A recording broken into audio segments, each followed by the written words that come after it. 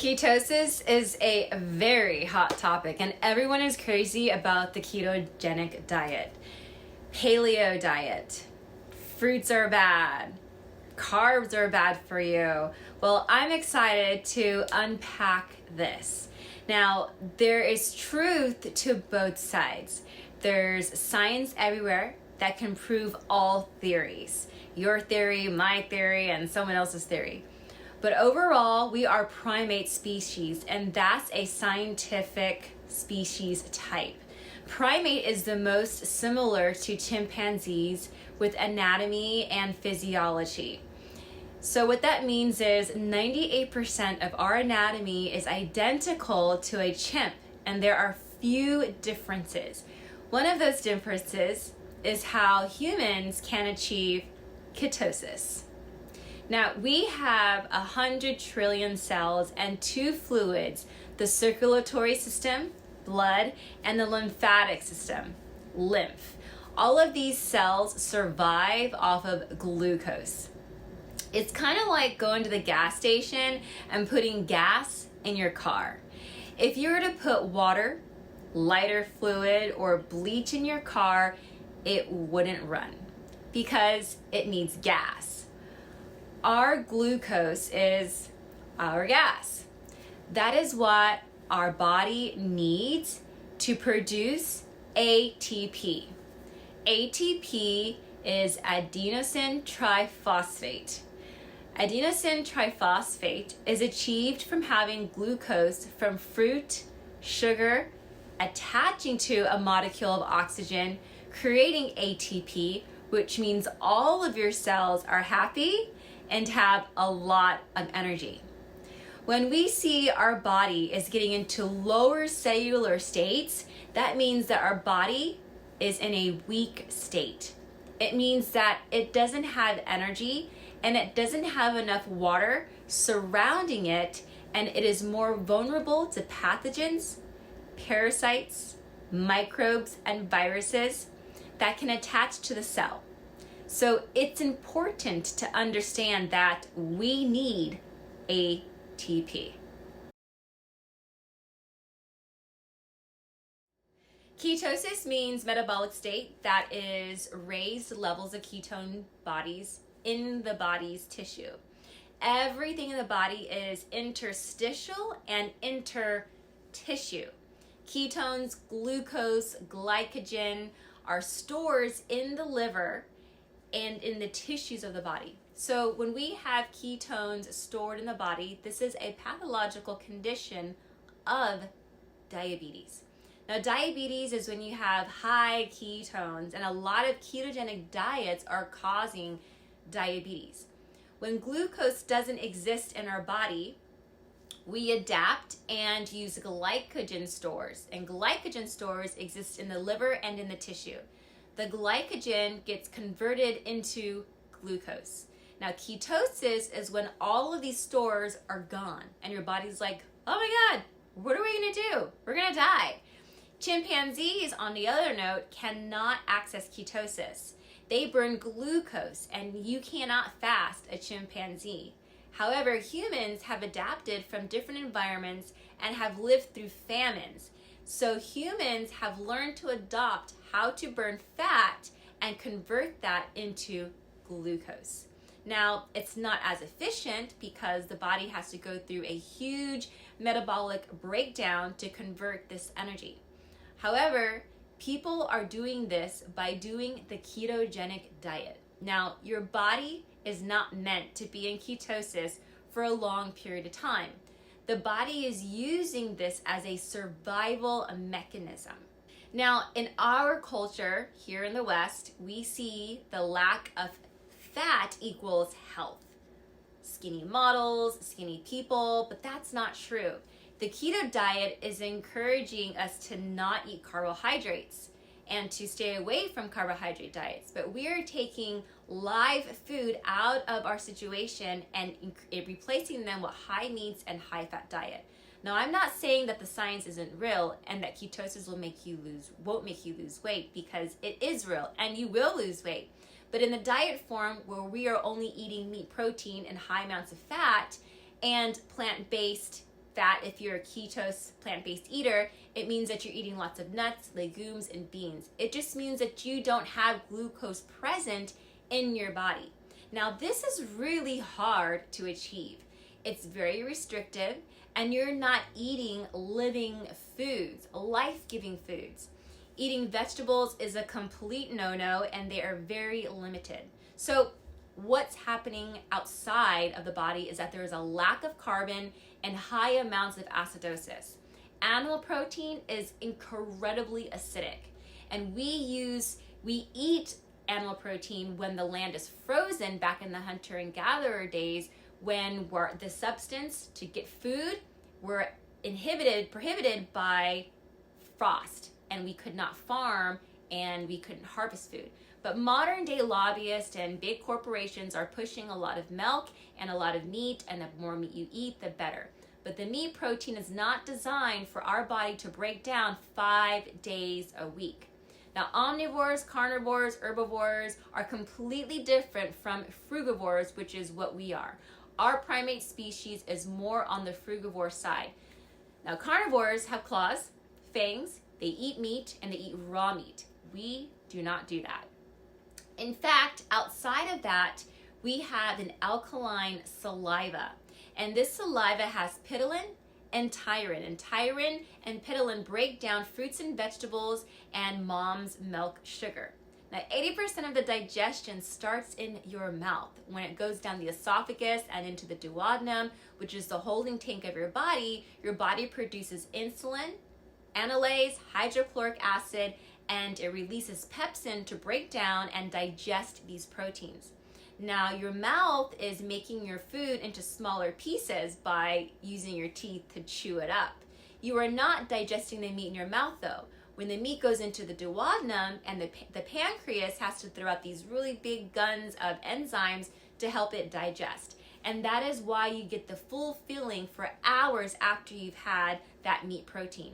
Eventually, the pancreas does get exhausted and dumps all of that food into the stomach, where the rest of the hydrochloric acid is used to ferment the meat because we can't digest it any further. So it actually takes up to 72 hours to clear the colon. It takes 17 hours to clear the small bowels where the nutrient absorption is happening, and then there's a delayed and inefficient energy function that happens after that. The next day, you add more and more food, which adds more to the issue.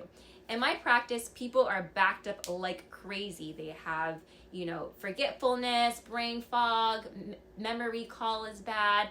They feel better for a short period of time when they're doing this, and then they get the keto flu, which is a severe sign of acidosis, which means that when your body is so acidic, your body is actually forming uric acid. And uric acid levels create nitrogen, phosphorus, and sulfur in the body, and now you are creating pneumonia in the body. Now, this is what's happening in a long-term ketosis state. But there are benefits to being in ketosis state. High meats, high fat, not eating right for your species type is not really the best way to go. Now, because we are primates, some people say that we're modern herbivores, but we have not changed. We're still primates. We have a long colon that's about 4 to 6 times the length of our whole body. And this is to help us slow the absorption of fruit sugars into our bloodstream. Carnivores, on the other hand, have short colons, about 4 to 6 feet on average, and it's to help prevent the petrification and rotting of animal tissue. Now, it's mouth to butt in 2 to 4 hours in a carnivore, but in a human, if we're eating plants, it's 12 to 18 hours. And if we're eating animal protein, it's 72 hours. So if you're not pooping, this means that there's probably about 6 to 9 backed up meals in the colon, just sitting there. When we are eating a high ketosis diet, we are backing up the liver and the colon and the gallbladder, and people are getting their gallbladder removed because MDs are not trained in this field. Ketosis is also achieved through fasting, and this is probably the most beneficial way to achieve ketosis. Now, all cultures around the world have ritual fasting. And research shows that if you allow yourself to do a 5-day water fast, we could cut cancer by 80%. Now, when we compare ourselves to the rest of the earth, think about the reset that the earth goes through as well. The earth goes through seasons. In the spring, there's a lot of rain. In the winter, there's snow. It's the resting phase. It's a more yin phase. And then you've got the yang phase when it's summer and everything is moving and there's more life and liveliness because everybody's warm and the temperatures are higher. So I'm saying that you should clean up your system. And I'm not saying that you should do a water fast because you do need to work with a professional to do that, but that it is imperative that we do clean up our system. Now, there are different levels of ketosis. There's gastrointestinal, glycogenesis, gluconeogenesis, and ketosis. And the most powerful way of accessing a ketosis state is through intermittent fasting. One of the most powerful ways to achieve this is by eating berries, greens, fruits, and melons because these plant-based foods metabolize between 2 to 6 hours max and 18 hours at the real most. So you can hit a ketosis state in 8 hours and still reach a fasted state. Now, I recommend taking at least 12 hours off of food if you're looking to do intermittent fasting for the first time. That is the minimum for your body to burn off the food from the day before. Now, when you go into longer fasting, you really have to commit to 18 hours or just don't do the fast at all. So this is a cycle and what happens when you do an 18-hour fast. At 4 a.m., the gray and hunger hormone starts to kick in. At 8 a.m., the body starts to take up growth-stimulating hormones if we don't address and feed that hunger hormone. Then the pituitary starts to melt down and we learn to just shut off these behaviors of eating and we just get to work and we don't eat at all. But we can take back that hunger connection through grazing patterns. At 4 a.m., the gremlins, hormone kicks in. 8 a.m., the GSH production kicks in. At 10, if you still haven't eaten, you got neuroepinephrine and epinephrine that starts to spike the body's blood and start, getting the glycogen and the glucose stores working and processed. Now, 14 hours later, the body starts to burn the stores and the extra stuff in the tissues. But when we are not fasting for 18 hours, we are actually increasing the glycogen stores. That is called stress eating. So some people will gain weight during this period. So doing an 18 hours of intermittent fasting is the most minimum we should do for at least 2 days. Now you can also eat from 6 to 12 or 12 to 6, but don't eat past 7 o'clock because that's when the fasting state starts to interrupt the digestion. Now, when you are doing fasting, your digestion is impaired when you are eating after 6 because during this time, your organs are regenerating. Your thyroid's healing, your sensory processes are working, your endocrine system is working, and your liver is cleansing. You go through 3 stages in your sleeping pattern. The first stage, around about 9 o'clock, the endocrine starts to repair, the metabolic function, the pituitary, the gallbladder, and the liver. They start to function and work at its most yang state. And then at the second part of the phase, the body is paralyzed because the muscles are repairing, and that's when you are in a deep, deep sleep. Then the third part of the phase is when the liver health is starting to generate. This is when your body is metabolizing old fat.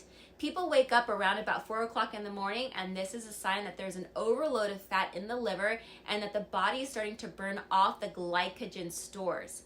And this is because the body is starting to turn glycogen stores into glucose, and that your body's bloodstream is starting to spike with this glucose, and that is what wakes you up. At the same time, other organs are regenerating. The lungs, the large intestine, the spleen, the heart, the blood, all of these systems are circulating and they're in their most active state to repair and restore the body system. So long-term ketosis will completely tear your liver apart, and it's best to achieve ketosis through intermittent fasting versus eating high meat, high fat, building stagnation, high acid in the body, inflammation, and systemic issues that can occur from head to toe. So the best way to clean up your liver, well, it's by eating plant-based diet. Or you can do a liver flush. Now, your liver needs a reset at least once a year. And it's just like having a car. You wash the inside of your car, you clean your house. So why don't you clean this vessel, this house? This is the best way to keep the integrity of your liver healthy. One of the great ways that I lead my clients is through a 30-day cleanse. You could also do a lemon juice, grapefruit juice with ginger flush on a regular basis too. I would suggest that if you're going to approach any type of cleanse or any flush, that you do consult with a professional like myself.